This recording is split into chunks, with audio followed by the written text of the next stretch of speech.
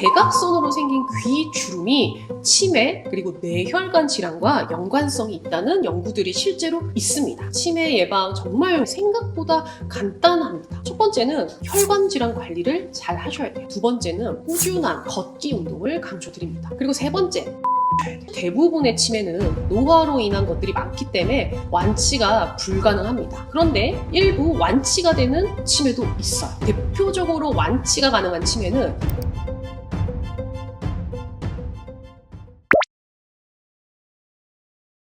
귀주름, 우리 막 대각선 주름. 예전에 그 개그맨 이경규 씨가 뭐 귀에 주름이 있는데 한 팬이 뭐 병원을 가보라. 뭐 이런 얘기를 들었다고 하는데요. 이 대각선으로 생긴 귀 주름이 치매 그리고 뇌혈관 질환과 연관성이 있다는 연구들이 실제로 있습니다. 치매가 사실 종류가 좀 다양한데요. 대표적인 것이 바로 알츠하이머 치매입니다. 이것의 발병 원인 중 하나가 베타 아밀로이드라고 하는 뇌 안에 노폐물이 뭉친 그런 덩어리가 쌓여서 생긴다고 알려져 있어요. 근데 이 베타 아밀로이드와 귀 주름이 서로 연관관계가 있다, 상관관계가 있다라고 하는 연구 결과가 있고요. 또 다른 치매 중 하나인 뇌혈관성 치매에서 특히 이제 혈관이 막히는 것과 같은 이런 혈관성 질환과 귀주름이 연관성이 있다고 해요. 근데 여기서 중요한 건요, 인과관계는 아니거든요. 그러니까 귀주름이 있다 해서 무조건 치매다. 이건 아닙니다. 근데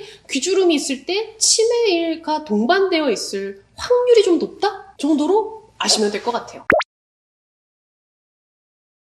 와, 이거는 사실 좀 설명드릴 게 좀 있는데, 일단 먼저 우리가 치매, 디멘시아라고 하는 용어에 대해서 좀 정의를 내릴 필요가 있어요. 이건 굉장히 넓은 의미거든요. 그러니까 인지기능 저하로 인해서 나 혼자 생활이 불가능할 때 우리가 치매라고 합니다. 그러니까 어떤 이유로 인지기능 저하가 발생했는지에 따라서 종류가 생각보다 되게 다양해요. 그러니까 사실 대부분의 치매는 노화, 나이가 드는, 진짜 슬프네요. 노화로 인한 것들이 많기 때문에 완치가 불가능합니다. 그런데 일부 완치가 되는 그런 치매도 있어요. 대표적으로 완치가 가능한 치매는 비타민 중에 B12가 부족하거나 혹은 갑상선 기능이 너무 저하가 되어 있거나 정상압수두증이라고 해서 우리 뇌척수에 흡수가 되지 않아서 발생하는 그런 치매들이 있습니다. 이런 경우에는 이제 부족한 거를 채워주고 뭐 뇌척수액을 좀 빼주고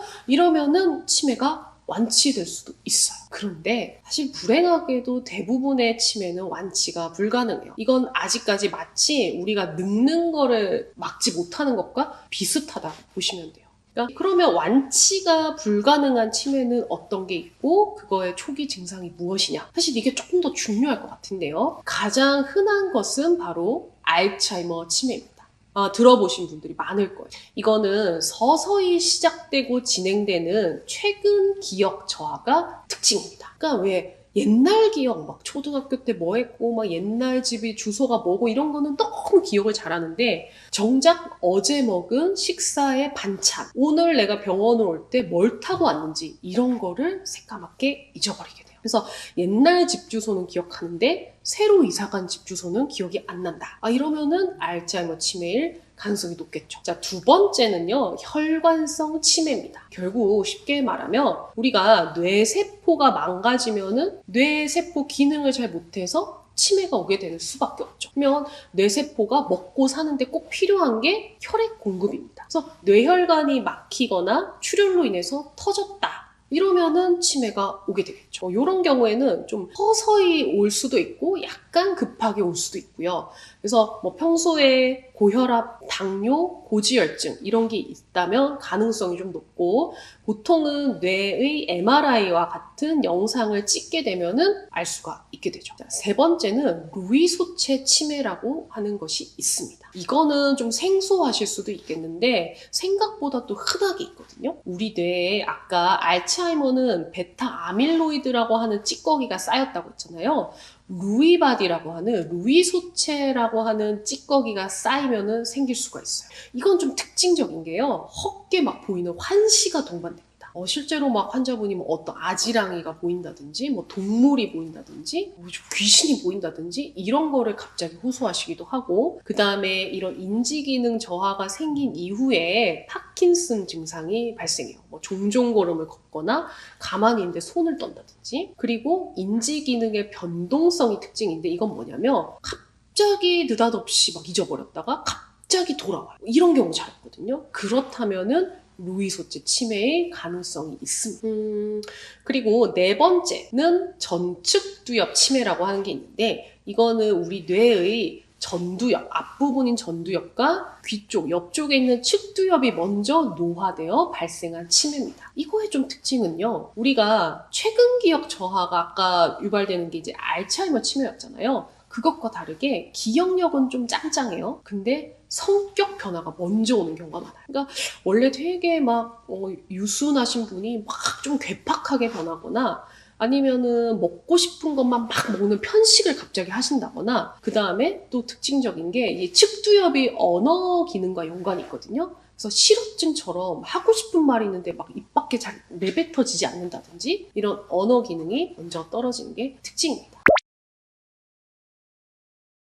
정신건강의학과에서 만 65세 이상부터 우리 노인이라고 해요. 이 노인성 우울증은 자칫 마치 치매 증상처럼 보일 수 있어서 가짜 치매, 가성 치매라고도 합니다. 그래서 반드시 치매를 의심하는 분들은 우울증이 있는지 없는지를 꼭 감별하셔야 돼요. 왜냐하면 가짜 치매인 이런 우울증은 우울증 치료를 하면 좋아질 수 있기 때문이에요. 실제로 제가 예전에 어떤 병원에서 이제 근무를 할 때, 막 다른 병원에서 치매를 진단받고 왔는데 아무리 약을 먹어도 좀 안 좋다 했던 분이, 우울증이 있는 거예요. 우울증 치료를 1년 동안 열심히 했더니 훨씬 더 인지기능이 좋아지셨던 그런 경우들이 꽤 있었어요.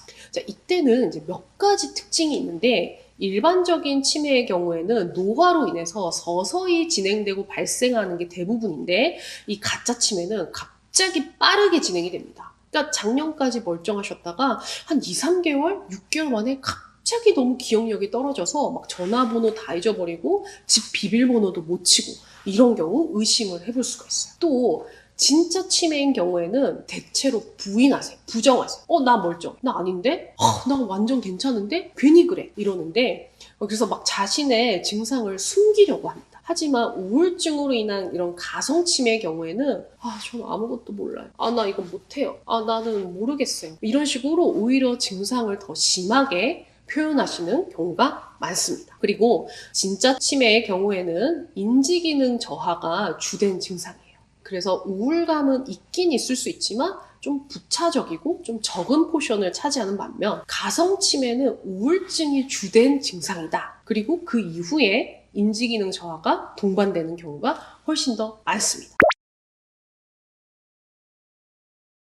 네, 있습니다. 우리가 65세 이상부터 무조건 치매가 온다는 건 아니고요. 아까 앞서 보신 이제 전축두엽 치매 같은 경우에는 실제로 50대가 훨씬 더 많이 발생합니다. 게다가 알츠하이머 치매도 보통은 뭐 80세, 70세 이때 많이 오지만, 조발성 치매라고 해서요, 내가 가족력이 있거나 나의 유전자 중에 이 치매를 유발하는 치매 위험도가 높은 유전자들이 있거든요. 이런 것들을 갖고 계신 분들은 훨씬 더 빨리 생기기도 해요.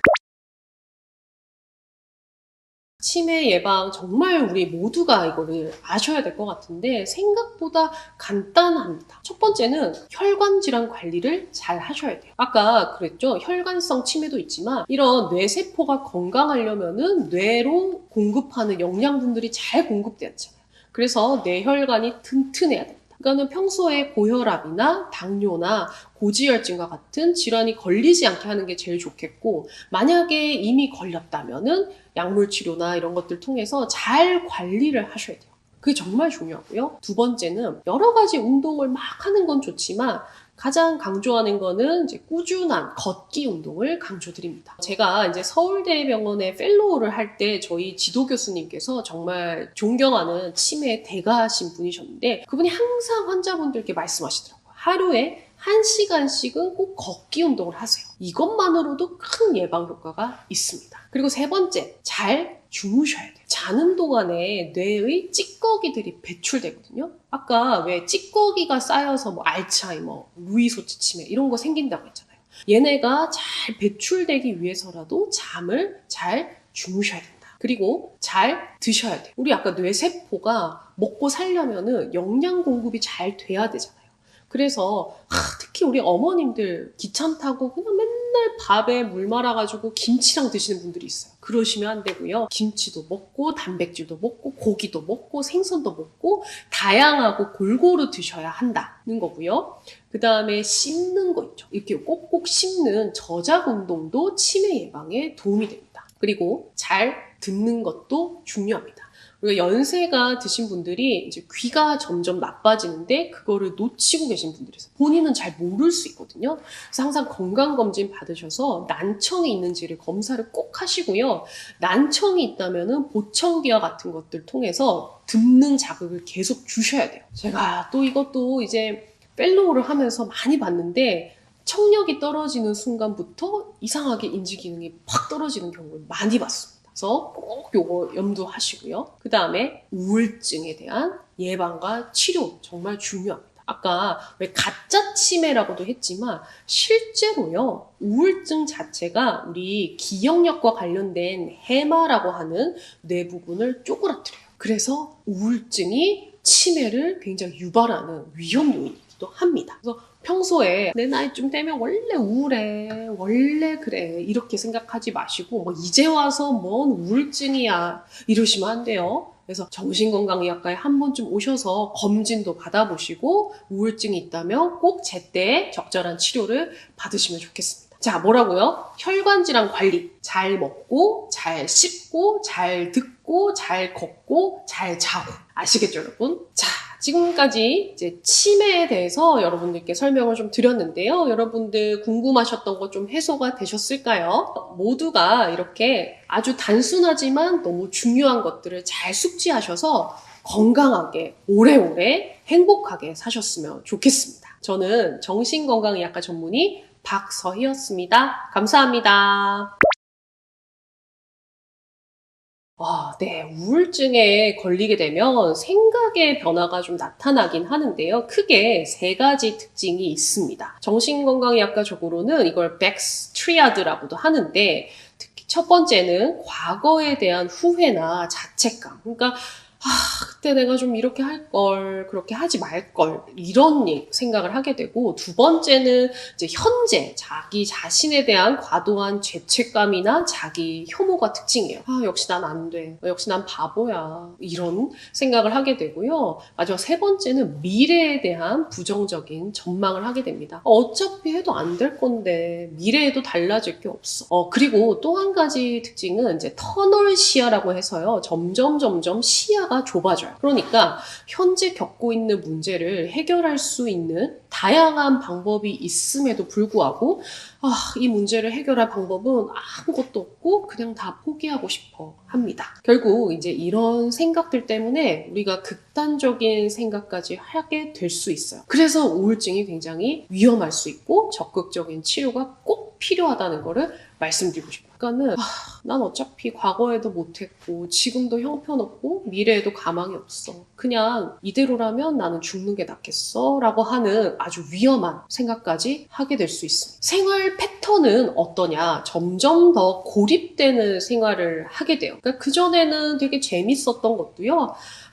다 재미도 없고 막 만사 귀찮고 손 하나 하기 싫고 사람에 대한 관심도 많이 줄고요. 그냥 사람 만나는 것 자체가 두렵거나 혹은 귀찮아져서 자꾸 연락도 피하고 집에만 있게 돼요. 그렇다고 집에서도 뭘 뭐 활기차게 하느냐? 그것보다는 그냥 침대에 누워만 있고 마치 젖은 손뭉치처럼 쭉 늘어지는 아주 무기력한 생활 패턴을 보이게 되는 게 특징입니다.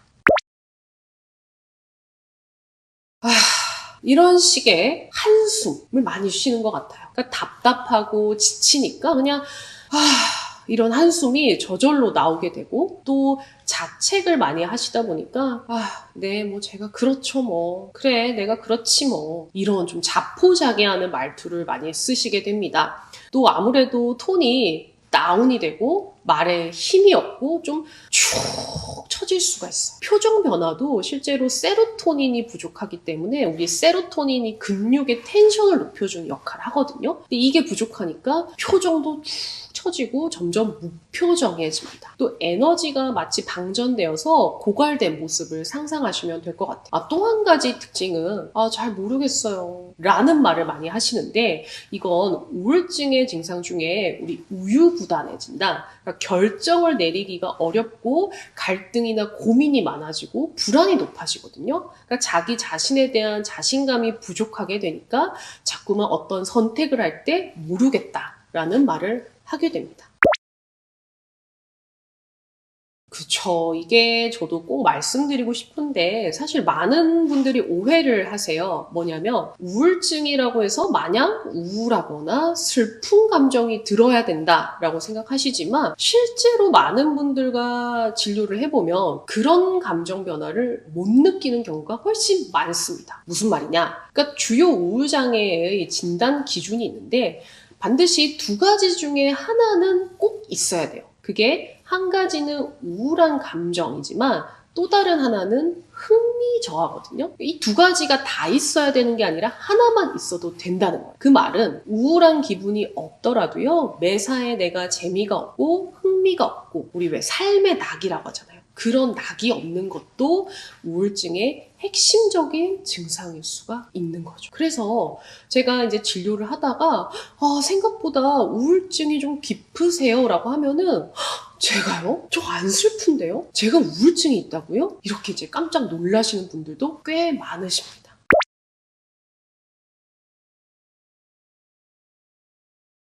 네, 이것도 사실 뭐 사람마다 다 조금씩은 다르지만 대체로 이 4단계의 순서로 좋아진다라고 알려져 있는데요. 첫 번째 단계는 이제 제대로 치료가 시작되고 나서 한 1주에서 2주차쯤 됐을 텐데 먼저 뭐 잠을 못 잤다거나 그러니까 불면이나 아니면 너무 자도 피곤해 이런 과수면 같은 수면 증상이 먼저 좀 좋아져요.